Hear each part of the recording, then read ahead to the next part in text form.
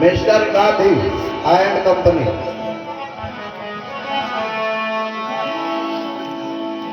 बोलिए बाबा साहब जी अमर रहे। एक सर्वे कराया, एक रजिस्टर दे करके अंग्रेज के सामने पेश किया। तो मैंने एक सर्वे करा लिया है, अब कोई भारत में गैर बराबरी सर नहीं है, सब एक साथ है, एक समान है, एक जैसा पहनावा, एक जैसा खान पान, एक साथ रहना उठना बैठना। इसलिए अब अम्बेडकर को अलग से आजादी देने की कोई जरूरत नहीं है। और हाँ, मेरी ना मानी जाए, जगजीवन राम है, उन्हीं के बस्तियों से आए और इनसे पूछ लिया जाए, भारत में सब एक समान। खड़े होइए जगजीवन राम।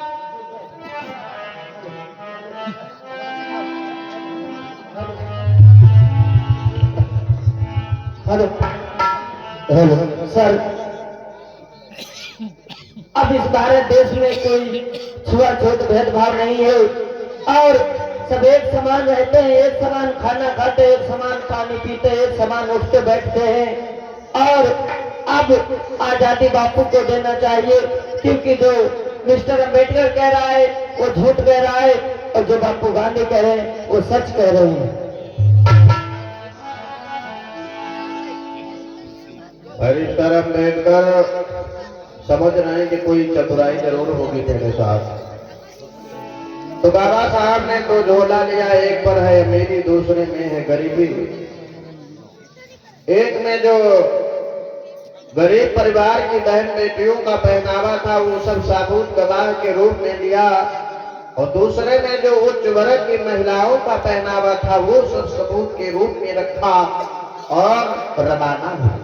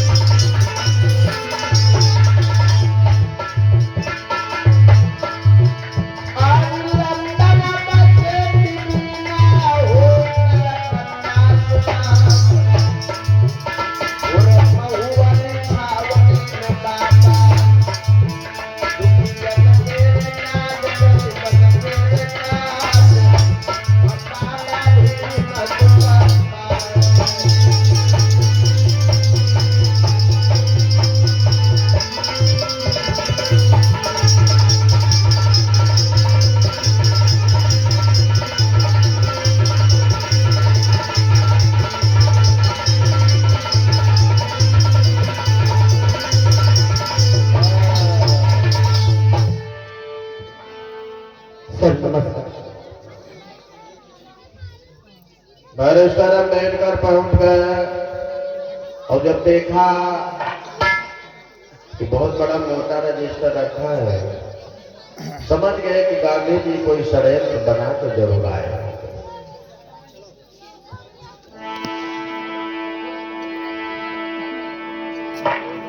और लेने में सिला उठाए भीम ने एक नजर डाली,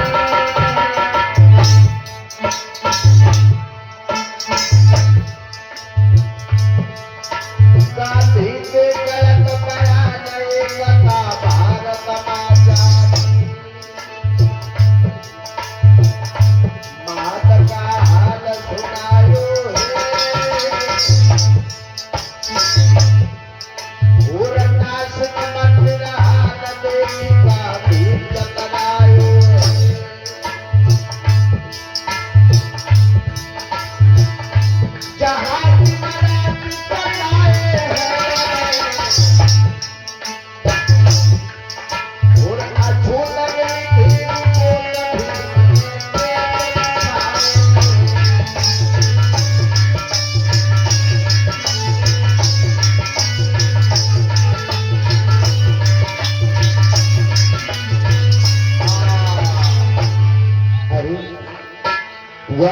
इसमें तो मिस्टर गांधी ने हर किसी को बराबर कर दिया। हर कोई एक साथ उठता बैठता है, हर कोई एक साथ खाता पीता है, हर कोई एक साथ पानी भी पीने लगा। अरे सर, मैं थोड़े समय के लिए मानता हूँ कि गांधी एंड कंपनी के लोग जो कह रहे हैं वही सत्य है, बट मैं कुछ सबूत लाया हूँ। अगर आपकी इजाजत हो तो मैं पेश करना चाहता हूँ। ये देखिए सर, हमारे समाज के पहनावा देखिए, हमारे समाज की माताएं बहनें कैसे फटे पुराने कपड़े पहना करती हैं। गांधी समाज के उदाहरण सब देखो, ये देखिए फटे पुराने वस्त्र, ये देखिए काले करौटे कंगन हमारे समाज की माताएं बहनें पहना करती हैं। और सर ये देखिए मिस्टर गांधी एंड कंपनी के लोगों का पहना, ये देखिए चमचमाती हुई साड़ियां मिस्टर एंड कंपनी के लोग पहनते हैं। अरे बाबू जगजीवन राम, आप तो कल मेरे संग में जय जयकार मेरी कर रहे थे और रात भर में ऐसा क्या हो गया जो मुझे छोड़ करके गांधी एंड कंपनी के साथ में जुड़ गए हो। अरे मैं पूछना चाहूंगा बाबू जगजीवन राम, क्या तुम्हारी माँ ने कभी ऐसी साड़ी पहनी है? तुम्हारी पत्नी ने कभी ऐसी साड़ी पहनी है जो अपने समाज का हक खाने के लिए यहाँ पर तुम बैठ गए हो? अरे बाबू जगजीवन राम, तुम्हें तो अपने माँ के पेट में पैदा होने से पहले मर जाना चाहिए था। अरे सर, मैं मानता हूँ गांधी एंड कंपनी के लोग कह रहे हैं कि भारत देश में कोई छुआछूत कोई भेदभाव नहीं है, बट सर एक दलित घर की मैं रोटी ला करके आया हूँ। अगर गांधी एंड कंपनी के लोग इस लाइव प्रसारण में ये दलित के घर की रोटी खा लेंगे तो मैं जान जाऊंगा कि भारत देश से छुआछूत भेदभाव समाप्त हो गया। ले लीजिए मिस्टर गांधी, अरे नेहरू जी आप खा लीजिए, अरे राजेंद्र प्रसाद आप खा लीजिए। अरे सर, हम कैसे मान ले कि भारत देश से छुआछूत भेदभाव खत्म हो गया? मैं सर फिर यही कहूंगा कि मिस्टर गांधी के हाँ में हाँ अम्बेडकर मिलाने वाला नहीं है, और मैं यही कहूंगा कि आपके आने से हमारे समाज को कोई सुधार नहीं मिला, कोई लाभ नहीं मिला है। अंग्रेज समझ गए कि कोई दाल में काला है।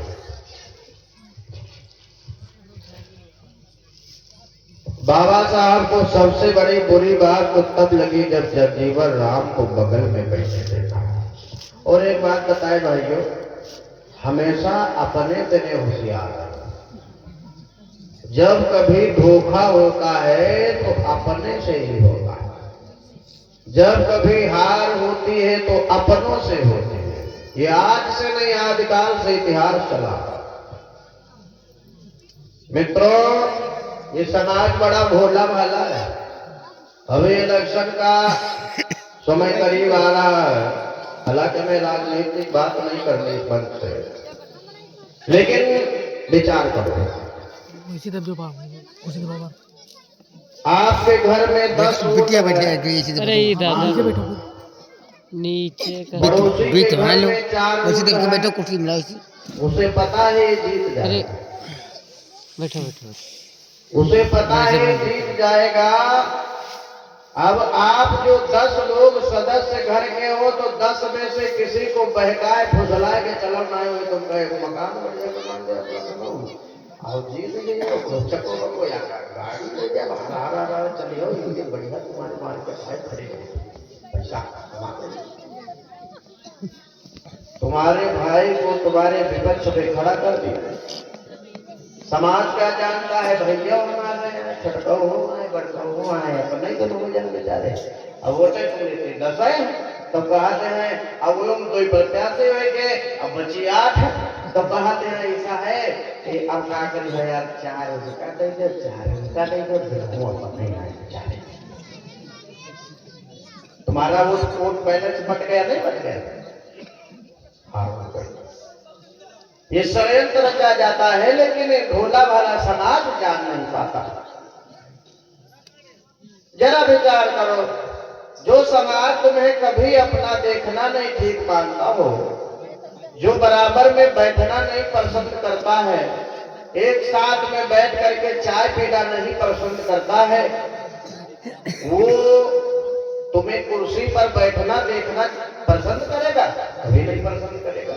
तुम्हारा वोट ले जा करके कभी संसद में तुम्हारे हित की बात रखेगा? कभी नहीं रखेगा।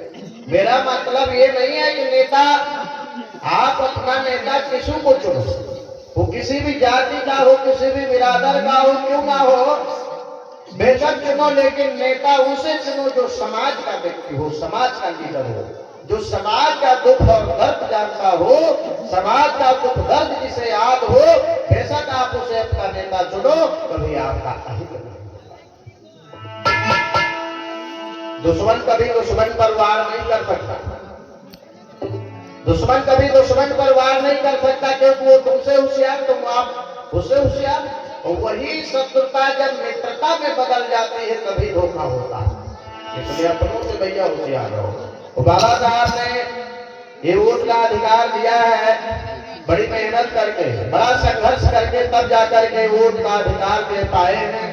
और अगर एक वोट का अधिकार, वैसे 2 वोटों की लड़ाई लड़ी जा रही थी, लेकिन एक वोट का अधिकार हमारा छिन गया। ये जो समझौता हुआ इससे काफी नुकसान भी हुआ समाज को, लेकिन फिर भी एक वोट का अगर अधिकार ना मिला होता तो जो पूंजीपति आदमी, गांधी जी के लोग कह रहे थे कि अम्बेडकर तुम इतना क्यों परेशान हो, तुम्हारा समाज, अगर तुम, उनका मानना था कि नहीं, जो ग्रेजुएट हो या पूंजीपति हो उसको वोट डालने का अधिकार दिया जाए। अनपढ़ लोगों को अगर गद्दी दे भी जाएगी, कुर्सी दे दी जाएगी तो उसका सदुपयोग नहीं कर पाएंगे। लेकिन बाबा साहब का मानना था कि नहीं, ये दलित शोषित पिछड़े समाज में कौन ग्रेजुएट बनेगा, है? ये तो बहुत बड़ी बात हुई। किसके पास में 10-20 बीघे खेत होगा? नहीं होगा। तो बाबा साहब का मानना था नहीं, वोट का अधिकार जनसंख्या के परसेंटेज के हिसाब से हमें दे दो, हमारी जनगणना के हिसाब से दो। गांधी जी के लोग कह रहे अम्बेडकर तुम क्यों परेशान हो? अरे अगर तुम एक वोट मान लो अपने लोगों को दिला भी दोगे अधिकार, तो तुम्हारा समाज वोट को सुरक्षित नहीं रख पाएगा, ये बेच देगा। गांधी के लोगों ने कहा कि तुम्हारा समाज वोट बेच देगा। अब आज यही होता है, कोई एक शीशे पौवा दारू बिक जा, कोई 2 किलो मुर्गा मछली मीट में बिक जा, कोई एक धोती साड़ी में बिक जाता, कोई एक जोड़ी पैल में बिक जाता, कोई 10-5 हजार 2,000 रुपए में बिक जाता। होता नहीं होता? लेकिन विचार करो, बाबा साहब ने कहा कोई बात नहीं, अगर मेरा समाज बिक जाए तो बिक जाने दो। कभी अपने वोट की कीमत पहचानो। जिस दिन तुमने अपना वोट का अधिकार पहचान लिया, वोट की कीमत पहचान लिया, उस दिन बिकोगे नहीं। बाबा साहब ने कहा कोई बात नहीं, अगर मेरा समाज बिक जाए तो बिक जाने दो। लेकिन गांधी एंड कंपनी के लोग, जो तुम्हारा समाज मेरे समाज को कभी देखना नहीं चाहता है, जब इसे वोट का अधिकार मिल जाएगा तो कम से कम 5 साल में एक बार मेरे समाज के दरवाजे पर जरूर जाओगे और हाथ जोड़ोगे, पाए भी छूने का काम करोगे कि तब तो अब की हमका विजय करेंगे। हाँ, ये पावर वाला बाबा साहब अम्बेडकर ने कहा था कभी रानी के पेट से राजा पैदा होता था, मैं ऐसा काम करके जाऊंगा, ऐसा काम करके आया हूं। अगर लंबरदार राजा है तो उनकी धर्म पत्नी की कोख से जन्मा लड़का भी राजा ही कहा जाएगा। बाबा साहब ने कहा कभी रानी के पेट से राजा पैदा होता था, लेकिन अब राजा रानी के पेट से नहीं पैदा होगा, बल्कि आपकी वोट से राजा पैदा होगा। आप जिसको चाहो उसको राजा बना दो और जिसको चाहो उसको फट से नीचे बिठा दो। ये वोट का अधिकार बाबा साहब ने दिया, पर आप पहचान नहीं पा रहे हो, समाज पहचान नहीं पा रहा। निवेदन करेंगे अपना ही परिवार समझ करके, आने वाला समय बड़ा घातक है, आने वाला समय बड़ा खतरनाक है। अगर इनकी बिगड़ गई तो लड़कियां की बिगड़ी इसलिए सुधार है। कौन तुम्हारे हित की बात कर रहा है, कौन तुम्हारे हित की बात कर रहा है, उसमें तुम्हारा अपना भी पराया हो सकता है, पराया भी तुम्हारा अपना हो सकता है। बाबा साहब को सबसे बड़ा दुख इस बात का हुआ जब जगजीवन राम को देखा। अरे अभी तक तो मेरे साथ में था, आज का होगा। हाँ, यहाँ कह रन से नाई भैया